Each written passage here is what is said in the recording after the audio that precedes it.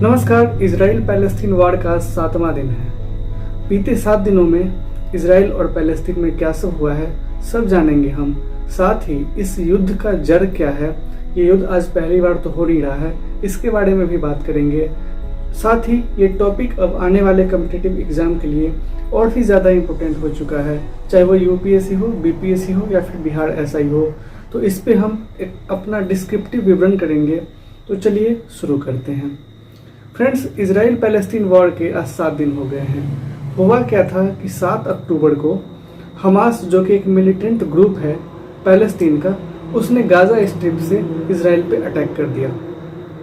आपको बताते चले कि इसराइल के पास एंटी बैलिस्टिक मिसाइल सिस्टम है, लेकिन ये सिस्टम फेल हो गया चूँकि हमास ने 20 मिनट में लगभग 5000 मिसाइल से अटैक किया। यही वजह था कि इसराइल का एंटी बैलिस्टिक मिसाइल सिस्टम भी फेल हो गया, जिसका सक्सेस रेशियो पहले 90 to 95% हुआ करता था। और कैसा हुआ इस युद्ध में, आइए अब हम उसकी बात करते हैं।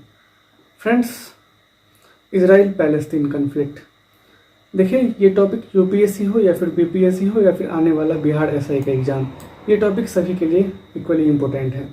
हम इस पर सिर्फ प्रेजेंट सिनेरियो में बात नहीं करेंगे, हम इस पर जो पास्ट का सिनेरियो है कि कन्फ्लिक्ट स्टार्ट कहाँ से होता है, या फिर इसराइल का जन्म कहाँ से हुआ है, यहूदियों का जन्म कहाँ से हुआ है, और ये जो फैमिली वॉर तो नहीं है, आज हम इसकी चर्चा भी करेंगे। इसके लिए आपको लास्ट तक जुड़े रहना होगा, तो जुड़े रहिए। शुरू करते हैं। फ्रेंड्स, इसराइल हमास का वॉर 7 अक्टूबर को स्टार्ट हुआ है, जिसमें हमास ने इसराइल पे सरप्राइज अटैक कर दिया है, जो कि अब तक का सबसे बड़ा अटैक है। ये इसराइल के मोसाद का, जो कि वहाँ की इंटेलिजेंस एजेंसी है, ये सबसे बड़ा फेल्योर माना गया है। ठीक है। हमास के बारे में आपको बताते चले कि ये one of the political parties है पैलेस्तीन का, जो कि गाजा स्ट्रिप पे रूल करती है, और एक मिलिटेंट ग्रुप भी है। 1987 में इसे बनाया गया था। ठीक है। फतह, जो कि अनदर पॉलिटिकल पार्टी है पैलेस्तीन की। Armed wing of Hamas declared it launch operation Al Aqsa flood. ये क्वेश्चन एग्ज़ाम के पॉइंट ऑफ व्यू से बहुत ज़्यादा इंपॉर्टेंट हो जाता है, इसलिए मैंने यहाँ पे नोट किया है कि जो पैलेस्तीन ने जो अटैक किया है, हमास ने जो अटैक किया है, उसने इस अटैक का नाम ऑपरेशन अल अक्सा फ्लड दिया है। ठीक है। जिसने 5000+ रॉकेट दागे हैं सिर्फ 20 मिनट के अंदर गाजा स्ट्रिप से। यही रीज़न है कि एंटी बैलिस्टिक मिसाइल फेल हुआ है। ठीक है। इसराइल ने काउंटर अटैक भी करा, जिसका नाम उन्होंने ऑपरेशन आयरन स्वॉर्ड्स रखा है, by IDF, Israeli defence force. ठीक है। इसराइल के लोकेशन वाला जो क्वेश्चन होता है, वो इस बार एग्जाम में बहुत ज़्यादा इंपॉर्टेंट हो सकता है, क्योंकि पिछले साल जब रसिया और यूक्रेन का कन्फ्लिक्ट चल रहा था, तो यूपीएससी के क्वेश्चन आए थे कि इसराइल कहाँ पे यूक्रेन कहाँ पे लोकेटेड है। तो इसी के रिगार्डिंग मैंने ये समझा कि इस बार हो सकता है कि आपसे पैलेस्तीन या फिर इसराइल का लोकेशन पूछ दे, ये कहाँ है ये पूछ दे, किसी न किसी एग्जाम में ये आ ही सकते हैं। तो आपको बताते चले कि Israel stand at cross roads of Europe, Asia and Africa. देखिए, यूरोप, एशिया और अफ्रीका का जो बॉर्डर है ना, उसी के आसपास ये इसराइल लोकेटेड है, बट ये इसराइल है एशिया में। ठीक है। एशियन कंटिनेंट है में बिलोंग करता है, part of middle east region. इसके वेस्ट में मेडिटेरियन सी है, लेबनान और सीरिया नॉर्थ में है, ऊपर जॉर्डन ईस्ट में है, इजिप्ट साउथ वेस्ट में है, और साउथ में रेड सी है। ठीक है। अब सवाल ये आता है कि क्या इंडिया को इसराइल का सपोर्ट करना चाहिए, क्योंकि नरेंद्र मोदी ने खुलकर समर्थन किया है इसराइल का। तो सवाल तो उठता है कि इंडिया को इसराइल का सपोर्ट क्यों करना चाहिए। उस पर आप 3 रीज़न बता सकते हैं कि क्यों सपोर्ट करना चाहिए। पहला रीज़न तो ये है कि जो 1999 का वॉर हुआ था, कारगिल वॉर, उसमें इसराइल एकमात्र ऐसा देश था जिसने डायरेक्टली हेल्प करा था इंडिया को arms, ammunitions and laser guided missile से। ठीक है। Second, Israel even offered help 26/11 हमला, मुंबई पे जो अटैक हुआ था, आपको याद होगा, उसमें भी इसराइल ने भारत की काफ़ी सहयोग की थी, जिसमें they were ready to provide a wide range of assistance in the battle to इंसीज एंड फिनिश द टेररिस्ट को फिनिश करने में जो भी चीज़ लगेंगी, चाहे वो आर्मी का सहयोग हो या फिर उनके इंटेलिजेंस एजेंसी का सहयोग हो, सारा सहयोग मिला था इंडिया को, ताकि वो इस 26/11 अटैक के गुनहगारों को सज़ा दे पाए। तीसरा रीज़न कि जब जो इंडिया कोविड में इंडिया के पास ऑक्सीजन की कमी आ गई थी, याद होगा आपको, तो उस टाइम भी इजराइल ने मेडिकल एड सेंड करा था, जैसे कि oxygen concentrators to combat service outbreaks. देख सकते हैं आप, यह है इजराइल का मैप, जो कि मैंने आपको ऊपर में बता ही दिया है, एक बार आप देखिएगा जरूर। अब आइए, ये तो प्रेजेंट सिनेरियो है जो कि अभी चेंज होते ही रहेंगे, लेकिन जो पास्ट की सिनेरियो है जहाँ से युद्ध स्टार्ट होती है, अब हम उसकी बात करते हैं, क्योंकि ये जानना आपके लिए और भी ज़्यादा इम्पोर्टेंट है अभी प्रेजेंट की सिनेरियो से, क्योंकि अब ये बदलती रहेंगी, लेकिन जो पास्ट में हो चुका है वो अब नहीं बदलेगा। और नॉलेज के लिए ये आपके लिए ज़रूरी है, भले ही एग्ज़ाम में आवे ना आवे, लेकिन एग्ज़ाम के पर्सपेक्टिव से भी ये इतना ही ज़रूरी है, अब बन गया है। ठीक है, तो आइए हम कंप्लीट स्टोरी की बात करते हैं इजराइल पैलेस्टीन की कन्फ्लिक्ट की। तो फ्रेंड्स, इजराइल पैलेस्टीन की कन्फ्लिक्ट अगर हम एक वर्ड में बताना चाहें ना आपको, तो ये इन दोनों देशों के बीच इसलिए कन्फ्लिक्ट हो रहे हैं क्योंकि पैलेस्टीन ने अपना ऑलमोस्ट लैंड लॉस्ट कर दिया है। जी हाँ, इजराइल ने उस सारे लैंडों पर, उस सारी ज़मीन पर कब्जा कर लिया है। The major reason of the war is this here. ठीक है, आइए हम पहले देखते हैं यहूदी जो कि इजराइल की कम्युनिटी, इजराइल यहूदी ही हैं, जितने भी इजरायली हैं सारे यहूदी ही हैं। Developed in the region of Jerusalem. जो मेजर कन्फ्लिक्ट का रीज़न है वो गाज़ा तो खैर अभी मेजर कन्फ्लिक्ट का रीज़न नहीं है। मेजर जो कन्फ्लिक्ट का रीज़न है वो है अल अक्सा मस्जिद। ठीक है, ये उतना ही पवित्र मुस्लिम के लिए भी है जितना कि जैव के लिए भी है, ये उतना ही क्रिश्चियन के लिए भी है। तो क्रिश्चियन फिलहाल बीच में आ नहीं रहे हैं, क्योंकि उस एरिया में, पार्टिकुलर उस एरिया में, पैलेस्टीन और गाज़ा के बीच में क्रिश्चियन अभी रह नहीं रहे हैं। वहाँ पे या तो मुस्लिम है या फिर जीव की आबादी है। तो ऑब्वियसली बात है कि कन्फ्लिक्ट भी इन्हीं दोनों के बीच में होगी। ठीक है, तो यहूदी develop in the region of Jerusalem. Jerusalem के रीजन में यहूदी डेवलप हुए। ईसाई भी जेरूसलम से ही निकला, जैसा कि मैंने आपको बताया, क्रिश्चियन, और इस्लाम जो कि उसके बगल मक्का से निकला है। ठीक है, आइडियोलॉजी ऑफ जर्मन आपको पता होगा कि वो एंटीसेमिटिज्म बिहेवियर का था। उसने 19 लाख में ऑलमोस्ट 60 लाख यहूदियों को मरवा दिया था। ठीक है, जेनोसाइड जिसको बोलते हैं, जेनोसाइड ऑफ ज्यू। देखिए, जो यहूदी है, जो क्रिश्चियन है और वो इस्लाम है, और जो इस्लाम है, वो तीनों एक ही फैमिली से बिलोंग करते हैं। जो सबसे पहले आया वो था यहूदी, उसके बाद उसी परंपरा में क्रिश्चियन भी आए, और उसी परंपरा में आगे चल के मुस्लिम भी आए हैं, मोहम्मद पैगंबर। ठीक है, तो अभी हम उनकी भी बात थोड़ी थोड़ी कर ही लेंगे। देखिए, क्रिश्चियन यहूदियों में जो प्रॉफिट होते हैं, इसमें 48 प्रॉफिट हैं, 7 प्रॉफिट्स हैं। क्रिश्चियनिटी में 68 है और इस्लाम में 25 है। 5 मोस्ट इम्पोर्टेंट है। ठीक है, जिसमें मोस्ट इम्पोर्टेंट इसमें है हज़रत मूसा, जिसको मोसेस भी कहते हैं, यहाँ जेसस है, और यहाँ मोहम्मद पैगंबर साहब हैं। लेकिन जो एक कॉमन है आप देखेंगे तीनों में, वो है हज़रत इब्राहिम, जो कि तीनों के द्वारा रिस्पेक्ट किए जाते हैं, चाहे वो क्रिश्चियन हो, मुस्लिम हो या फिर ज्यू हो। हज़रत इब्राहिम। ठीक है, देखिए, हज़रत Ibrahim is respected by all religion. और ये जो इनकी जो स्टार्ट होती है ना जर्नी, ये हज़रत इब्राहिम से ही होती है कि हज़रत इब्राहिम के बहुत सारे वाइफ थी, उनमें बहुत सारे बेटे थे, जिनमें 2 का नाम था, एक का नाम था इस्माइल और दूसरे का नाम था इसहाक।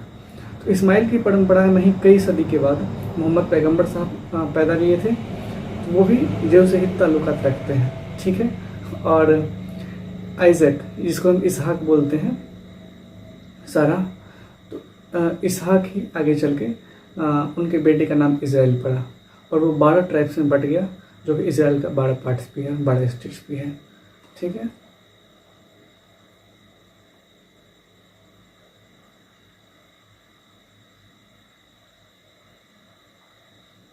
देखिए, the most of the religion जो है वो इसी आसपास, इसी एरिया से निकले हैं। इजराइल से जुडाइज़म निकला, क्रिश्चियनिटी निकली है, इराक से बेबीलोनिया निकला, सुमेरियन निकली है, ईरान से जोरोस्ट्रियन निकला है 6th सेंचुरी BC में, अब है 19th सेंचुरी AD में। इसराइल के जस्ट बगल में सऊदी अरबिया, यहीं से इस्लाम निकला है। ठीक है, इसहाक से भी इसराइल का संबंध है। इसहाक जिनके बेटे का नाम याकूब था, जैकब, जैकब का ही दूसरा नाम इसराइल हो गया। देखिए, इनके 12 सन थे, 12 ट्राइब्स ऑफ इसराइल बने।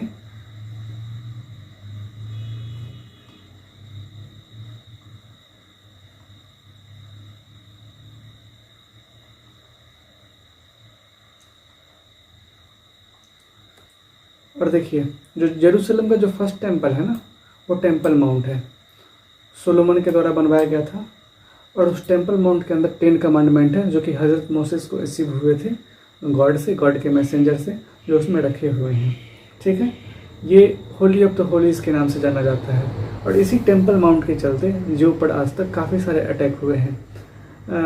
एक एवरेज आपको बताएं ना, तो 1800 के बाद जो पे अभी तक, यानी कि इसराइल पे या फिर यहूदियों पे, जो भी कहें आप, इन पर अभी तक 25+ अटैक हो चुके हैं। सिर्फ अगर 2008 से बात करें ना, तो इन पे इस पर 5वां अटैक हुआ है। लेकिन इसराइल इन सबको जवाब दे के जीत ही जाता है। देखिए, सबसे पहले 720 BC में मेसोपोटामिया का अटैक आता है, फिर बेबीलोनिया का अटैक आता है, और फिर इजिप्ट का कब्जा होता है। ठीक है, फिर 15th-16th सेंचुरी में इजिप्ट से ऑटोमन अम्पायर कब्जा कर लेती है। फिर फर्स्ट वर्ल्ड वॉर के बाद इंग्लैंड कब्जा करती है, और 1948 में फाइनली इसराइल को फ्रीडम मिल जाता है। फ्रेंड्स, फ्रीडम मिलने के बाद भी इसराइल शांत नहीं बैठ पाता, क्योंकि उसे शांत बैठने नहीं दिया जाता है। जितने भी मुस्लिम कंट्री हैं बगल के, चाहे वो ईरान हो, इजिप्ट हो, सभी उन पर अटैक करते रहते हैं। बावजूद इसके वो सबको डिफीट करके अपना जो टेरिटरी है उसको कंट्रोल में रखता है। आपको बता दें कि जब 1948 में इसराइल आज़ाद हुआ था, उस टाइम पे गाजा स्ट्रिप इजिप्ट के पास थी, लेकिन 1967 के जस्ट 6 डेज़ के वॉर के बाद गाजा स्ट्रिप इसराइल के पास आ गई। फिर 2005 में इसराइल ने गाजा स्ट्रिप से अपनी मिलिट्री सेना को हटाया, और 2007 से वहाँ पे हमास रूल कर रही है। ये 1947 के पार्टीशन से पहले का पैलेस्तीन है। ये पूरा जो एरिया है ये पैलेस्तीन का है, और ये जस्ट छोटा सा एरिया जेरूसलम का है, सॉरी जूस का है, यानी यहूदियों का है। लेकिन पार्टीशन के बाद और 1967 के वॉर के बाद कंप्लीट गाजा स्ट्रिप तो आ ही गया, साथ ही साथ जितना भी एरिया था इस पर इसराइल ने कब्जा कर लिया, और पैलेस्तीन के पास बचा ये बस छोटा सा एरिया वेस्ट बैंक का, और ये गाजा स्ट्रिप, जो कि 2005 में इसराइल ने इसे दे दिया है। इसराइल ने वहाँ से अपना मिलिट्री फोर्स हटाया है। अगर बात करें हम इंडियन कंटेक्स्ट में, देखिए ये तो हो ही गया। उस वक्त काफ़ी सारे युद्ध हुए हैं। जब जो 1948 में आज़ादी मिली तो गाजा स्ट्रिप को इजिप्ट के पास रखा गया, कब्जा कर लिया था, बट 1967 के वॉर के बाद इसराइल ने दोबारा इस पर कब्जा कर लिया था। ठीक है,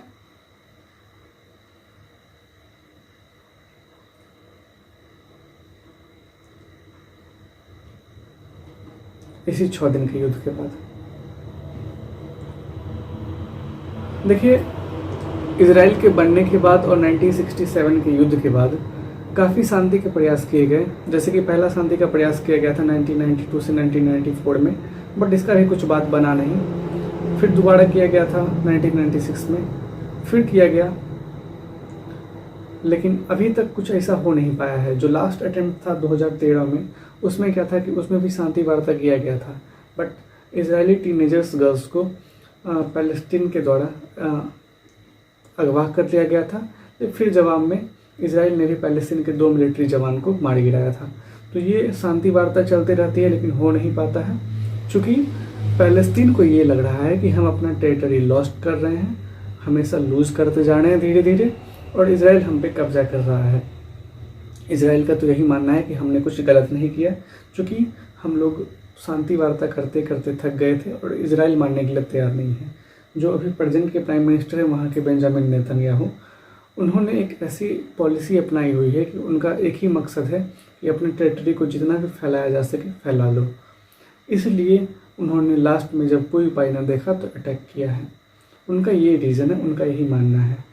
देखिए, अगर हम इंडियन कंटेक्स्ट में बात करें तो जो जवाहरलाल नेहरू थे वो प्रो पैलेस्टीनियन आदमी थे। उन्होंने इजराइल को कभी सपोर्ट नहीं किया था, ठीक है। फिर जब पीवी नरसिम्हा राव आए, उन्होंने भी पैलेस्टीन को ही सपोर्ट किया, इजराइल को नहीं। फिर जब अटल बिहारी वाजपेयी आए तो उन्होंने इजराइल को ज़्यादा प्रेफर किया, पैलेस्टीन को कम किया है, ठीक है। मनमोहन सिंह पैलेस्टीन को ज़्यादा करते आए हैं, इजराइल को कम।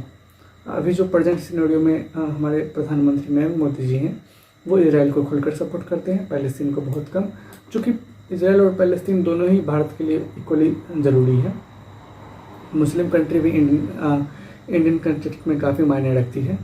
तो ऐसा नहीं है कि नरेंद्र मोदी जो कि अभी प्रेजेंट के प्राइम मिनिस्टर हैं वो प्रो इजराइलिस्ट हैं, ठीक है। उन्होंने बैलेंस बनाकर रखा हुआ है, हालांकि वो ज़्यादा झुके हुए हैं इजराइल की तरफ, ठीक है। तो ये थी आज की जानकारी फ्रेंड्स। मैं ये PDF अपने टेलीग्राम चैनल पे अपलोड कर दूंगा, आपको अगर चाहिए होगी तो वहाँ से ले लीजिएगा। साथ ही मैं आपको एक सूचना दे दूं कि जो बिहार SI का एग्ज़ाम आने वाला है, इससे रिलेटेड जो भी अपडेट आएंगे, इससे रिलेटेड जो भी तैयारी की, इससे रिलेटेड चाहे जो भी लगे तैयारी में, वो सारी चीज़ आपको इस चैनल के थ्रू मिल जाएंगी। तो आपको अलग कहीं भी जाने की ज़रूरत है नहीं, आप बस इस चैनल पे बने रहिए। और अगर इस चैनल पे नए हैं तो प्लीज़ इस चैनल को सब्सक्राइब करिए, दोस्तों के साथ शेयर करिए, ठीक है। हम मिलते हैं अगले वीडियो में, तब तक के लिए धन्यवाद।